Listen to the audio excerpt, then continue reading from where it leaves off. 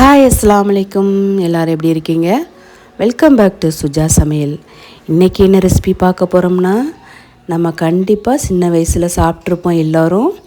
நம்ம அம்மா பாட்டி வீட்டிலே செஞ்சு தந்திருப்பாங்க. இவங்களுக்கு நிறைய பேர் இருக்குங்க. இது ரொம்ப சாஃப்டாக பஞ்சு போல் இருக்குங்க. அதனால் எங்கள் ஊர் சைடில் இது பஞ்சடைன்னு சொல்லுவோம். ப்ளைன் கேக்குன்னு சொல்லலாம், பூவடைன்னு சொல்லலாம், முட்டை பணியாரம்னு சொல்லலாம். இது உங்களுக்கு நிறைய பேர் இருக்குது.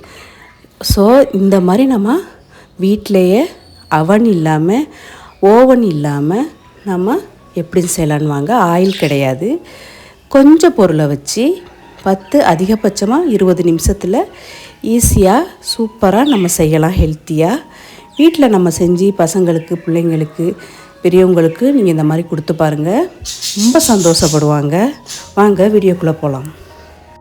அதுக்கு முன்னாடி ஃபஸ்ட் டைம் பார்க்குறவங்களா இருந்தால் சப்ஸ்கிரைப் பண்ணிவிட்டு பக்கத்தில் இருக்கிற பெல் ஐக்கானை ஆளில் வைங்க. அப்போ தான் நான் போடுற வீடியோ உங்களுக்கு நோட்டிஃபிகேஷனாக வரும். வாங்க வீடியோக்குள்ளே போகலாம். இதுக்கு தேவையான பொருள் என்னென்னா, ஒரு 6 முட்டை எடுத்து வச்சுக்கோங்க. நம்ம 2 முட்டையிலேருந்து நம்ம எவ்வளோ வேணாலும் ஆட் பண்ணிக்கலாம். நம்ம அப்போ அது இப்போ செஞ்சுருக்கிறது 6 முட்டை. இடியப்ப மாவு, பாக்கெட் மாவு தான். அதில் 1 கப்பு மெஷர்மெண்ட் நான் எழுதியிருக்கேன் பாருங்கள். வெண்ணிலா எசன்ஸு, சர்க்கரை, சீனி, சால்ட்டு, இதாங்க இந்த 4-5 பொருள் தாங்க நமக்கு இதுக்கு தேவையான பொருள். அளவு மாவு, இடியப்ப மாவு 150 கிராம், சர்க்கரை 150 கிராம், முட்டை 6, தேவையான அளவு உப்பு, எசன்ஸு நம்ம ஒரு 5 ட்ராப்ஸு, இவ்வளோதாங்க. இந்த மாதிரி எக் பீட்டர் இருந்துச்சுன்னா உங்கள் வீட்டில் ஈஸியாக சுலபமாக முடிஞ்சிடும்.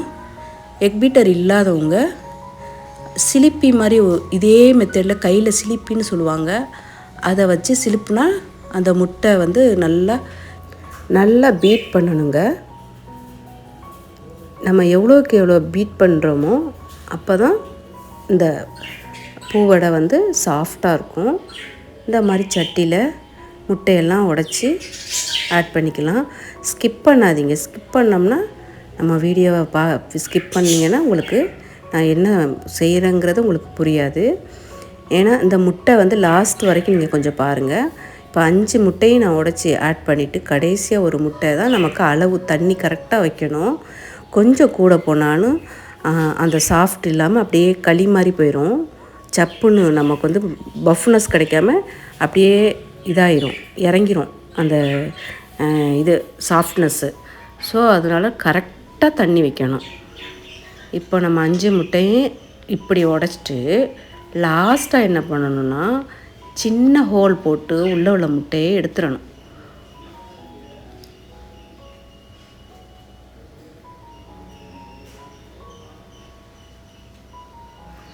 ஏன்னா அந்த முட்டை கூடு அளவு தான் நமக்கு தண்ணி வைக்கணும். இந்த மாதிரி சின்னதாக ஹோல் போட்டு அந்த முட்டையை எடுத்துடலாம். இப்போ நமக்கு ஒரு கூண்டு, அதாவது நம்ம 6 முட்டைக்கு ஒரு முட்டைக்கு ஒரு கூடு தண்ணி வைக்கணும். அப்போ 6 கூடு தண்ணி நம்ம ஆட் பண்ணணும்.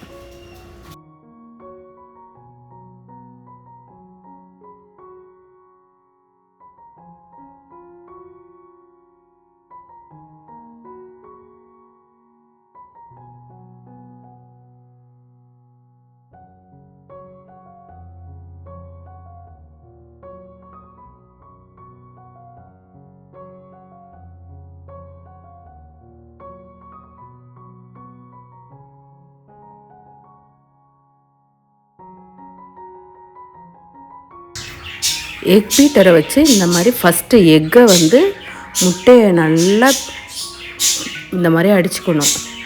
1 by 1 தான் நம்ம ஆட் பண்ணணும். டக்குன்னு நம்ம சீனி, மாவு இதெல்லாம் ஆட் பண்ணக்கூடாது.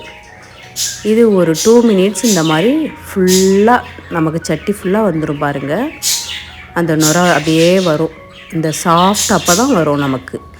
முட்டையை நல்லா பீட் பண்ணனா, இல்லைனா நமக்கு மாவை இல்லை சர்க்கரையோ நம்ம முன்னாடி ஆட் பண்ணோன்னா இந்த மாதிரி பஃப்னஸ் வராது. நல்லா பீட் பண்ணணும்.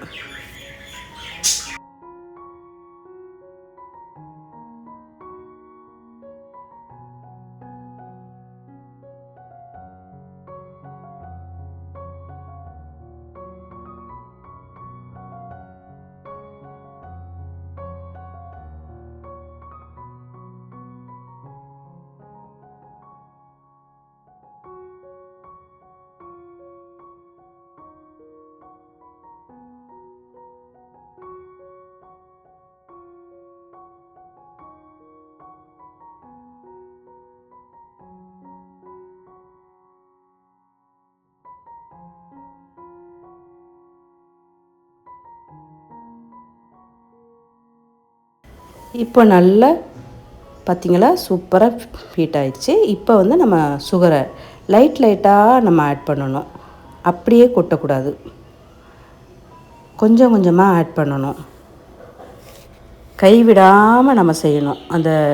இப்போ நம்ம வந்து கையில் அடிக்கிறதா இருந்தாலும் ஃபாஸ்ட்டாக செய்யணும். மேக்ஸிமம் இந்த மாதிரி நீங்கள் வந்து எக் பீட்டர் இருந்தால் தான் பெஸ்ட்டு. கையில் அடிக்கிறத விட மத்துலேயும் செய்வாங்க பெரியவங்கள்லாம். அப்போல்லாம் மத்தில் செய்வாங்க, கடைவாங்க, மத்தில் வச்சு கடைவாங்க. ஆனால் இந்த மாதிரி நமக்கு சாஃப்ட்னஸ் கிடைக்காது, நல்லாயிருக்கும். அது வேறு டேஸ்ட்டாக இருக்கும். அது முட்டை பனியான்னு சொல்லுவாங்க. இன்னும் கொஞ்சம் ஹார்டாக இருக்கும். இப்போ சுகரை ஃபுல்லாக நம்ம ஆட் பண்ணிட்டோமா. உங்கள் இனிப்புக்கு தக்கன, அதாவது ரொம்ப சுள்ளுண்டி இனிப்பு வேணால் இங்கே 200 கிராம் சேருங்க. நான் இது வந்து கரெக்டான சுகர் அளவு 180 கிராம். 150 கிராமே போதும். இப்போ நம்ம கொஞ்சம் சால்ட் சேர்த்துக்கலாம், ஒரு பிஞ்சு. அப்போ தான் அந்த இனிப்பு நமக்கு எடுத்துக்காட்டும், இல்லைன்னா ஒரு மாதிரி சப்புன்னு இருக்கும்.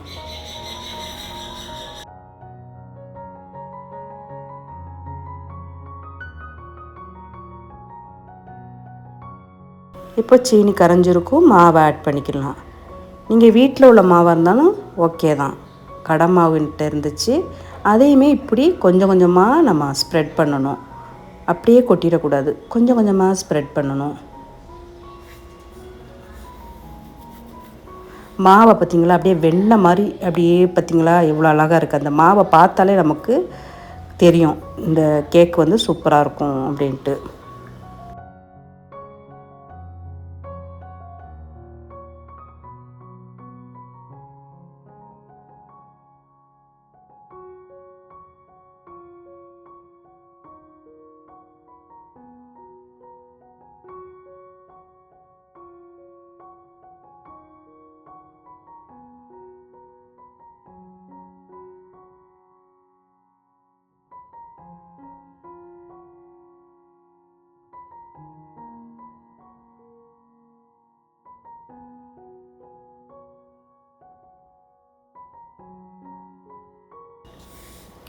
இப்போ நீங்கள் டேஸ்ட் பண்ணி பாருங்கள், இனிப்பு எல்லாம் கரெக்டாக இருக்கான்னு. மாவு எல்லாம் மிக்ஸ் ஆகிருச்சு பாருங்கள். நான் கை விடாமல் பண்ணிக்கிட்டு இருக்கேன். நம்ம மிக்ஸ் பண்ணுறப்போ நம்ம ஆஃப் பண்ணிடக்கூடாது. ஃபுல்லாக நம்ம முடிகிற வரைக்கும் நம்ம அந்த எக் பீட்டரை வச்சு ஃபுல்லாக ஃபீட் பண்ணிக்கிட்டே இருக்கணும்.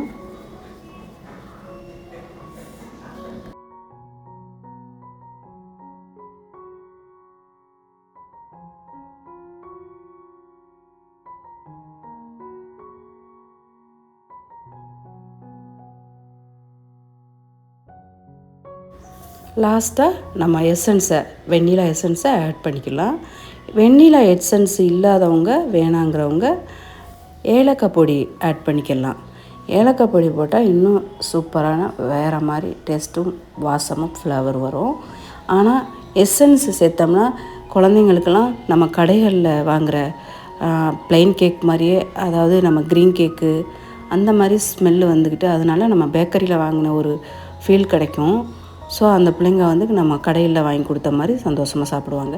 ஆனால் இதுக்கு வந்து நீங்கள் மேக்ஸிமம் ஏலக்காய் பொடி போடுங்க, அது நம்ம வீட்டில் செய்கிறது சூப்பராக இருக்கும்.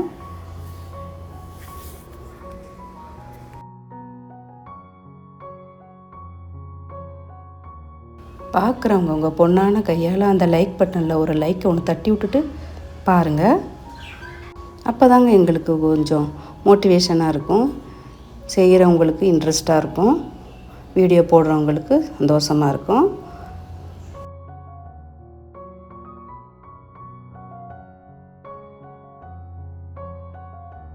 இதெல்லாம் பாரம்பரிய உணவுங்க. இதெல்லாம் நம்ம வந்து மிஸ் பண்ணுறோம். நம்ம சாப்பிட்ட மாதிரி நம்ம குழந்தைங்களுக்கு கொடுக்கணும்ல. இப்போ வாங்க அடுப்பில் சட்டியை வச்சு இந்த மாதிரி 1 டேபிள் ஸ்பூன், அதை சட்டி ஒட்டாமல் அந்த கேக் வரணுங்கிறதுக்காக இந்த நெய் இல்லாதவங்க நீங்கள் வந்து பட்டர் சேர்த்துக்கலாம். பட்டரும் சேர்த்துக்கலாம், நெய்யும் சேர்த்துக்கலாம், எது வேணாலும் ஆப்ஷன் தான். சும்மா லைட்டாக 1 டேபிள் ஸ்பூன் போதும். நான்ஸ்டிக் சட்டி இல்லாதவங்க, இந்த மாதிரி கடாய் இல்லாதவங்களுக்கு குக்கர்லேயும் நம்ம செய்யலாம். குக்கர்லேயும் இதே மெத்தேடு தாங்க. நம்ம பெரிய குக்கர் இருக்குல்ல, 5 லிட்ரு அந்த மாதிரி குக்கரில் இந்த மாதிரி நம்ம ஊற்றிக்கிட்டு விசில் வைக்கக்கூடாது. பெல்ட் போட்டு நம்ம மூடி சிம்மில் வச்சிட வேண்டியதான். மேலே உள்ள அந்த இது மட்டும் வைக்கக்கூடாது. விசில் வைக்காமல் ஃபுல்லாக நீங்கள் ஓப்பனில் வச்சிடணும், சிம்மில் வச்சிடணும். இதே டைமிங் தான், அதே டைமிங் தான் நமக்கு வந்து 10 நிமிஷத்தில் சூப்பரான கேக் ஆகிரும். நம்ம வந்து எக் பீட்டரில் வச்சு நம்ம பீட் பண்ணது ஒரு 10 நிமிஷம்னா, கேக்கை நம்ம அடுப்பில் வச்சதும் ஒரு 10 நிமிஷம். சிம்மில் வச்சுறதுனால நமக்கு கீழே அடி பிடிக்காது, கருவாது. அதனால் நம்ம 10 நிமிஷம் வச்சா போதும். பாருங்கள், ஒரு அழகான கேக்கு நமக்கு ரெடி ஆயிடுச்சு. அப்படி ஒரு சாஃப்டாக சூப்பரான ஒரு கேக்கு ரெடி ஆயிடுச்சு பாருங்கள். இப்போ நம்ம அடுப்பை ஆஃப் பண்ணிடலாம்.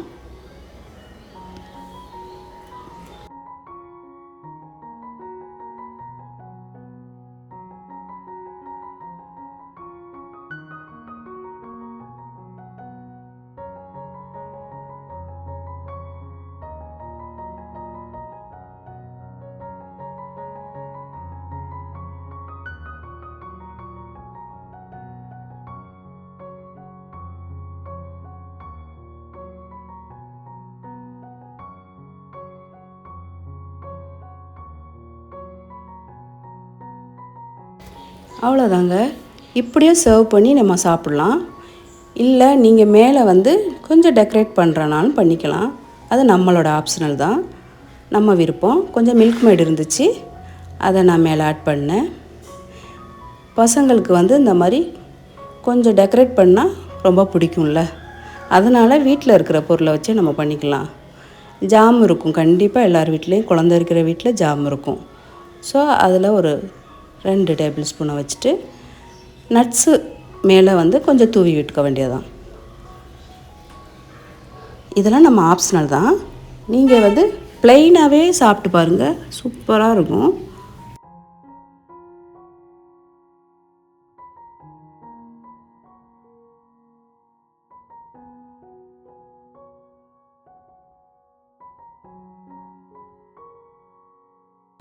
எப்படி நல்லா இருக்கா? நல்லா இருக்குன்னு நான் நம்புகிறேன். பிடிச்சிருந்தா லைக் பண்ணுங்கள், ஷேர் பண்ணுங்கள், சப்ஸ்கிரைப் பண்ணுங்கள். யாரெல்லாம் இந்த மாதிரி கேக் சாப்பிட்ருக்கீங்கன்னு கமெண்டில் சொல்லுங்கள். ஓகே ஃப்ரெண்ட்ஸ், தேங்க்யூ ஃபார் வாட்சிங். பாய். அஸ்ஸலாமு அலைக்கும்.